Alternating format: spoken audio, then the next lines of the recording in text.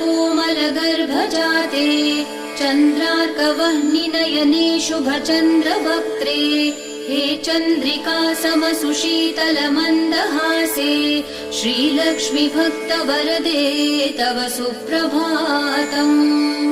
श्रीयादिलक्ष्मी सकलेप्सितदानदक्षे श्रीभाग्यलक्ष्मी शरणागत दीनपक्षे ऐश्वर्यलक्ष्मी चरणार्चित भक्तरक्षे श्रीलक्ष्मी भक्तवरदे तव सुप्रभातम्।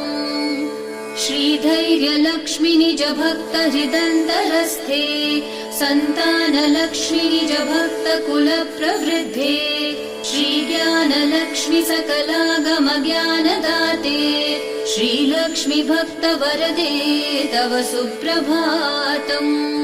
श्रीधैर्यलक्ष्मी निज भक्त हृदन्तरस्थे सन्तानलक्ष्मी निज भक्त कुलप्रवृद्धे श्रीज्ञानलक्ष्मी सकलागम ज्ञानदाते श्रीलक्ष्मी भक्तवरदे तव सुप्रभातम्।